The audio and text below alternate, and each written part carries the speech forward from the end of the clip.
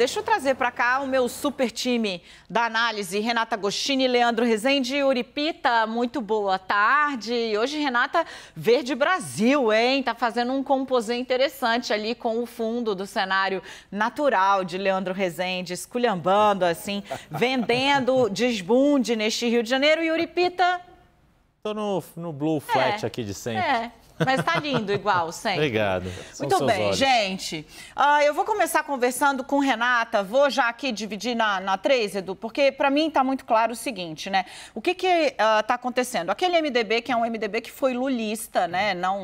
Não é vinculado ou tem simpatia ao PT, inclusive porque alguns desses foram próceres aí do impeachment de Dilma Rousseff. Mas tem uma ligação, uma conexão muito forte com Lula. Esse MDB lulista tá abrindo as portas para esse jantar de apresentação ali, na verdade, todos já se conhecem, são feitos da mesma matéria política, né? Para que Lula se reconecte com nomes do Centrão, que dentro de seus partidos podem não ser a maioria, mas formam vasos comunicantes que mais adiante podem ser valiosos aí para ambos os lados, né? Quando eu conversei hoje com um integrante do MDB que estava me explicando o que se espera desse jantar, a ideia é ir aproximando devagarinho, né? Renan Calheiros, por exemplo, não esconde de ninguém que acha que a candidatura de Simone Tebet, em maior ou menor medida, mais rápido ou mais devagar, vai se provar uma candidatura infrutífera. Hoje, segundo esse integrante do MDB com o qual eu falei, pelo menos 14 diretórios estaduais do MDB já defendem que o partido se alinha a uma das forças que polariza e, nesse caso, esses 14 diretórios seriam pró-Lula. Essa conversa hoje, Yuri, tem duas funções, né? Primeiro, restabelecer esses vasos comunicantes obstruídos aí pela confusão gerada pelo impeachment de Dilma Rousseff, ponto 1. E ponto 2, abrir caminho para uma ofensiva que mais à frente, lá adiante, pode se tornar bastante importante se houver de fato uma ala, uma preferência majoritária das engrenagens do MDB por escolher um lado entre Lula e Bolsonaro e, neste momento, seria Lula o nome que tem 14 diretórios do partido, ou seja, metade aí, pelo menos.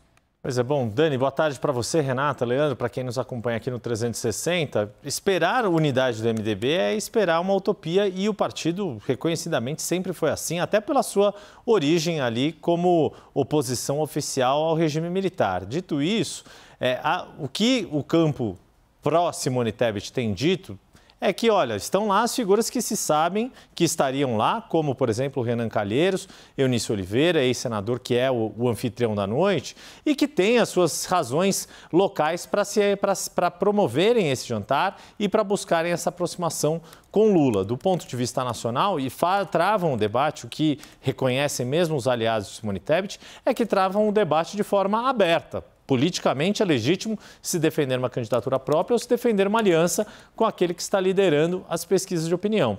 Agora, esse movimento da parte de Lula com esses senadores também faz parte daquele esforço que a gente veio falando ao longo da semana passada, com vistas àquele movimento que será lançado no dia 30. O importante ali para o PT e PSB e partidos coligados com a candidatura de Lula é justamente demonstrar publicamente que há integrantes de outros partidos, não necessariamente coligados, mas que estão apoiando o Lula, com aquela ideia de, exagerando um pouco, mimetizar o que foi o movimento das diretas. Uma ofensiva suprapartidária, um movimento político que envolva também a sociedade para fazer frente a uma ameaça que consideram ao próprio sistema democrático, que é o que atribuem ao governo e ao presidente Jair Bolsonaro e à sua reeleição, uma ameaça à democracia. Então, nesse aspecto, esse jantar também é importante para fortalecer essa ideia que está sendo trabalhada ao longo dessas semanas para o dia 30 ser esse, mais do que um lançamento de pré-candidatura, um movimento em prol de Lula.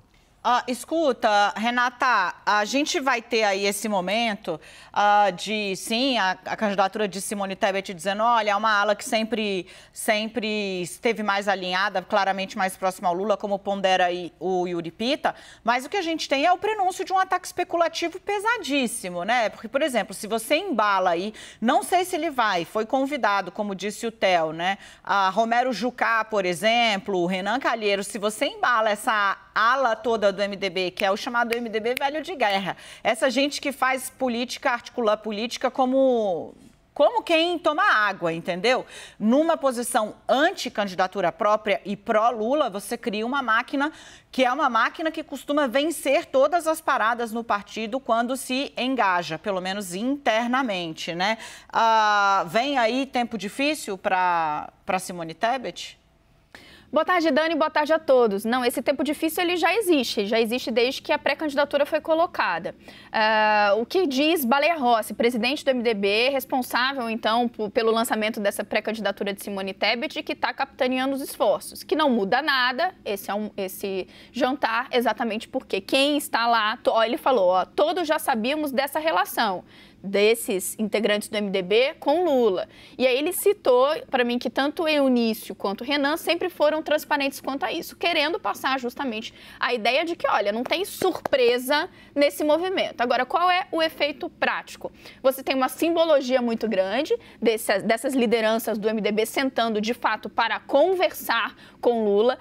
Renan, na conversa que eu tive com ele mais cedo, fez questão em diversos momentos de falar, não é só o MDB, não é só o MDB, tem vários partidos querendo dar a ideia de que é um movimento mais amplo, né? Eles estão trazendo várias pessoas para se sentar, retomar a conversa com Lula. Ele citou, olha, teve um encontro lá atrás que nós tivemos, é uma chance da gente sentar agora, voltar a falar com o Lula, entender sobre o projeto dele. Então, quis passar uma ideia de que eles estão basicamente querendo olhar para frente. Olha, como é que estão as coisas agora? Todos aqui queremos ouvir, contribuir, vamos pensar nos próximos passos. E eu achei muito interessante porque, e aí conectando com o que você pergunta, temos um problema? O discurso polido dessa ala do MDB, qual é?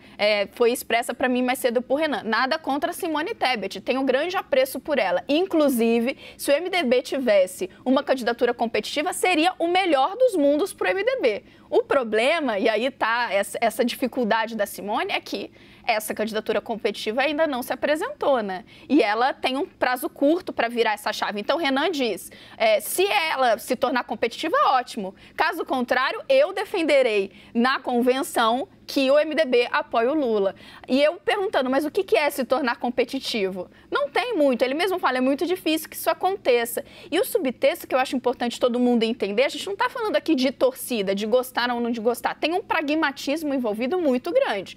O discurso de Renan Calheiros, que é muito similar ao de Eunício Oliveira, dito mais cedo pela nossa colega Basília Rodrigues, não podemos correr o risco de repetir o fiasco, o desempenho que tivemos com o Henrique Meirelles à presidência, quando pagamos o preço de ter uma bancada reduzida e isso pode colocar em risco os projetos de poder nos estados. Foi assim que ele me disse. Em Alagoas, ele está fechado com Lula, mas ele condiciona esse apoio geral, essa defesa do MDB com Lula, ao desempenho da Simone, que ele já disse que é muito difícil de engrenar. O que está por trás disso, desse discurso aí, na verdade, é tempo. É dar o tempo para que fique claro, digamos aqui, para que se prove que a terceira via não embala. Qual é o argumento, o raciocínio estratégico por trás disso, né? Eu conversei com um cara hoje que é, digamos, um dos estrategistas do MDB. Boa sorte, né, para quem vive de fazer isso. É jogo duro ali. Mas olha só, né?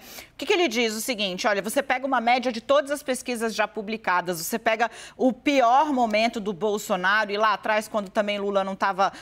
Lula está num patamar alto acima aí, na base de 40% desde o início das sondagens, mas a terceira via, mesmo com todos os eleitores de terceira via somados, todos, se você desembocasse todos os votos da terceira via num único candidato, que seja Ciro Gomes, ainda assim, eles não chegam aonde está Bolsonaro hoje. Não existe terceira via, diz esse estrategista, né? A terceira via, ela pode até ficar existindo, muita crítica à imprensa, né? A imprensa fala muito da terceira via, o fato é que o eleitor não quer. Se você pegar todos os 7 nomes aí da chamada terceira via, juntar todo mundo e entregar para um fiel depositário, ainda assim eles não conseguem alcançar Bolsonaro. Então é muito difícil ir trabalhando num cenário em que Bolsonaro ainda vai crescer um pouco mais, assim como o PT também trabalha com esse cenário, fica aparentemente difícil no raciocínio da galera que está forjando aí esse pensamento do MDB trazer a terceira via.